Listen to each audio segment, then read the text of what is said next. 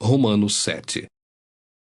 Porventura ignorais, irmãos, pois falo aos que conhecem a lei, que a lei tem domínio sobre o homem toda a sua vida? Ora, a mulher casada está ligada pela lei ao marido enquanto ele vive, mas se o mesmo morrer, desobrigada ficará da lei conjugal. De sorte que será considerada adúltera, se vivendo ainda o marido, unir-se com outro homem. Porém, se morrer o marido, estará livre da lei e não será adúltera se contrair novas núpcias. Assim, meus irmãos, também vós morrestes relativamente à lei, por meio do corpo de Cristo, para pertencerdes a outro, a saber, aquele que ressuscitou dentre os mortos, a fim de que frutifiquemos para Deus. Porque quando vivíamos segundo a carne, as paixões pecaminosas postas em realce pela lei operavam em nossos membros, a fim de frutificarem para a morte. Agora, porém, libertados da lei, estamos mortos para aquilo a que estávamos sujeitos, de modo que servimos em novidade de espírito e não na caducidade da letra. Que diremos, pois? É a lei pecado? De modo nenhum. Mas eu não teria conhecido o pecado, senão por intermédio da lei. Pois não teria eu conhecido a cobiça, se a lei não dissera, não cobiçarás. Mas o pecado, tomando ocasião pelo mandamento, despertou em mim toda sorte de concupiscência, porque sem lei está morto o pecado. Outrora, sem a lei, eu vivia, mas sobrevindo o preceito, reviveu o pecado e eu morri. E o mandamento que me fora para a vida, verifiquei que este mesmo se tornou para a morte, porque o pecado, prevalecendo-se do mandamento, pelo mesmo mandamento me enganou e me matou. Por conseguinte, a lei é santa, e o mandamento santo e justo e bom. Acaso o bom se me tornou em morte? De modo nenhum. Pelo contrário, o pecado, para revelar-se como pecado, por meio de uma coisa boa, causou-me a morte, a fim de que pelo mandamento se mostrasse sobremaneira maligno. Porque bem sabemos que a lei é espiritual. Eu, todavia, sou carnal, vendido à escravidão do pecado. Porque nem mesmo compreendo o meu próprio modo de agir, pois não faço o que prefiro, e sim o que detesto. Ora, se faço o que não quero, consinto com a lei, que é boa. Neste caso, quem faz isto já não sou eu, mas o pecado que habita em mim. Porque eu sei que em mim, isto é, na minha carne, não habita bem nenhum. Pois o querer o bem está em mim, não porém o efetuá-lo. Porque não faço o bem que prefiro, mas o mal que não quero, esse faço. Mas se eu faço o que não quero, já não sou eu quem o faz, e sim o pecado que habita em mim. Então, ao querer fazer o bem, encontro a lei de que o mal reside em mim, porque no tocante ao homem interior, tenho prazer na lei de Deus. Mas vejo nos meus membros outra lei que, guerreando contra a lei da minha mente, me faz prisioneiro da lei do pecado que está nos meus membros. Desventurado homem que sou, quem me livrará do corpo desta morte? Graças a Deus por Jesus Cristo nosso Senhor. De maneira que eu, de mim mesmo, com a mente sou escravo da lei de Deus, mas segundo a carne, da lei do pecado. Romanos 8. Agora, pois, já nenhuma condenação há para os que estão em Cristo Jesus. Porque a lei do Espírito da vida em Cristo Jesus te livrou da lei do pecado e da morte. Porquanto o que fora impossível à lei no que estava enferma pela carne, isso fez Deus, enviando o seu próprio Filho em semelhança de carne pecaminosa e no tocante ao pecado, e com efeito condenou Deus na carne o pecado, a fim de que o preceito da lei se cumprisse em nós, que não andamos segundo a carne, mas segundo o Espírito. Porque os que se inclinam para a carne cogitam das coisas da carne, mas os que se inclinam para o Espírito das coisas do Espírito. Porque o pendor da carne dá para a morte, mas o do Espírito para a vida e paz. Por isso, o pendor da carne é inimizade contra Deus, pois não está sujeito à lei de Deus, nem mesmo pode estar. Portanto, os que estão na carne não podem agradar a Deus. Vós, porém, não estáis na carne, mas no Espírito, se de fato o Espírito de Deus habita em vós. E se alguém não tem o Espírito de Cristo, esse tal não é dele. Se, porém, Cristo está em vós, o corpo, na verdade, está morto por causa do pecado, mas o Espírito é vida por causa da justiça. Se habita em vós o Espírito daquele que ressuscitou a Jesus dentre os mortos, esse mesmo que ressuscitou a Cristo Jesus dentre os mortos, vivificará também o vosso corpo mortal por meio do seu Espírito que em vós habita. Assim, pois, irmãos, somos devedores, não à carne, como se constrangidos a viver segundo a carne. Porque se viverdes segundo a carne, caminhais para a morte. Mas, se pelo Espírito mortificardes os feitos do corpo, certamente vivereis. Pois todos os que são guiados pelo Espírito de Deus são filhos de Deus. Porque não recebestes o espírito de escravidão, para viverdes outra vez atemorizados, mas recebestes o espírito de adoção, baseados no qual clamamos, Abba, Pai. O próprio Espírito testifica com o nosso espírito que somos filhos de Deus. Ora, se somos filhos, somos também herdeiros, herdeiros de Deus e co-herdeiros com Cristo. Se com Ele sofremos, também com Ele seremos glorificados. Porque para mim tenho por certo que os sofrimentos do tempo presente não podem ser comparados com a glória a ser revelada em nós. A ardente expectativa da criação aguarda a revelação dos filhos de Deus.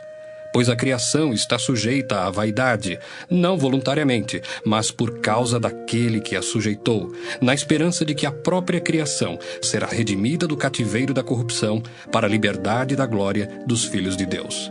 Porque sabemos que toda a criação, a um só tempo, geme e suporta angústias até agora.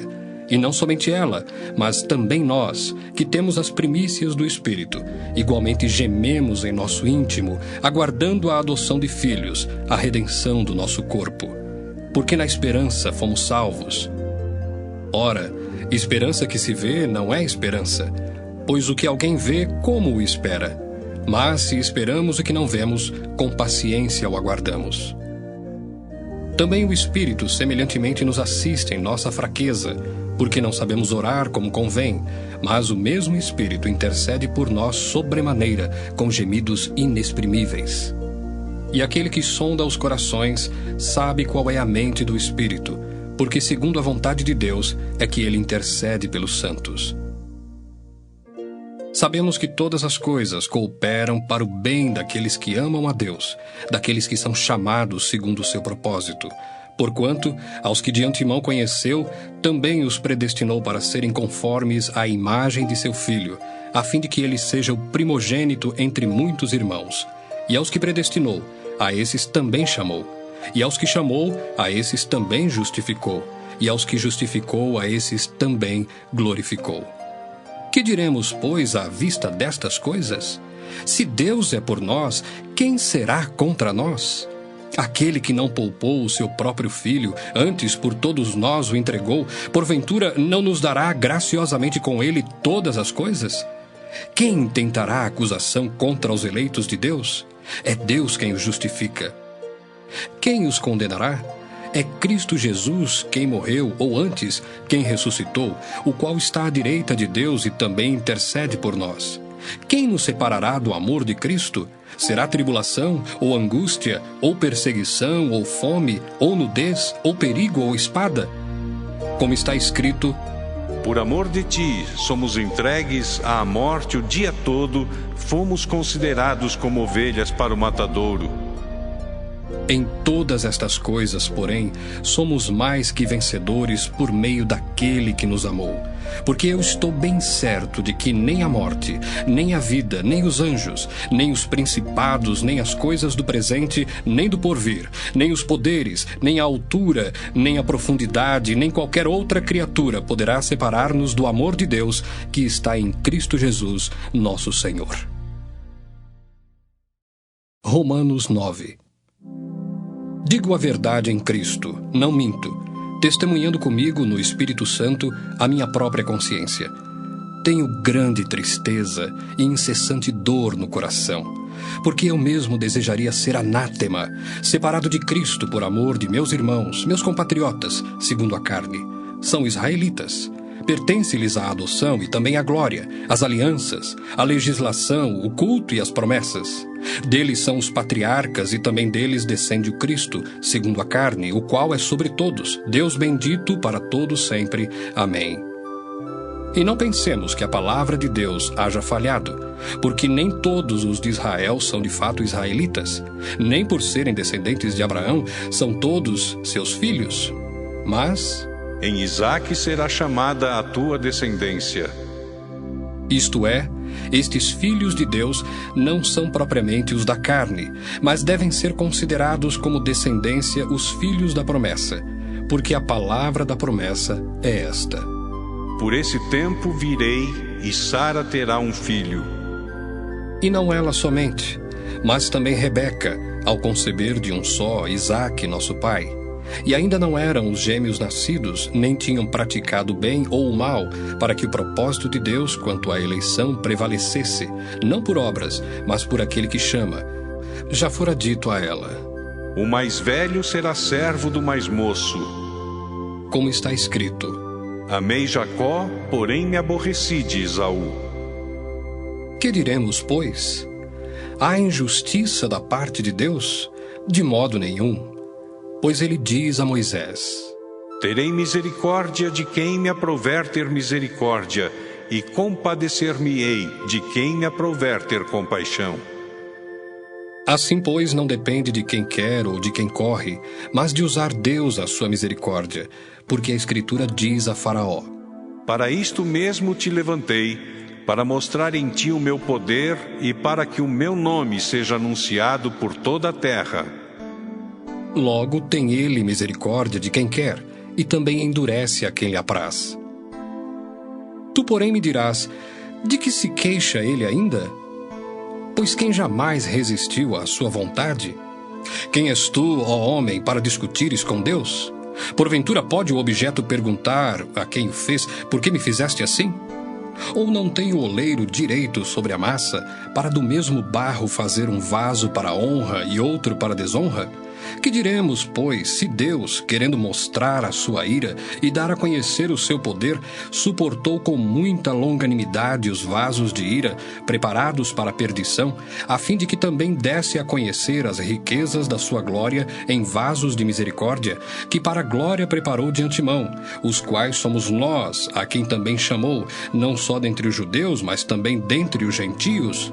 Assim como também diz em Oséias: Chamarei povo meu ao que não era meu povo, e amada à que não era amada, e no lugar em que se lhes disse: vós não sois meu povo, ali mesmo serão chamados filhos do Deus vivo. Mas, relativamente a Israel, dele clama Isaías: Ainda que o número dos filhos de Israel seja como a areia do mar, o remanescente é que será salvo, porque o Senhor cumprirá a sua palavra sobre a terra cabalmente e em breve. Como Isaías já disse: Se o Senhor dos exércitos não nos tivesse deixado descendência, ter-nos-íamos tornado como Sodoma e semelhantes a Gomorra. Que diremos, pois? Que os gentios que não buscavam a justificação vieram a alcançá-la, todavia a que decorre da fé. E Israel, que buscava a lei de justiça, não chegou a atingir essa lei. Por quê? Porque não decorreu da fé, e sim como que das obras.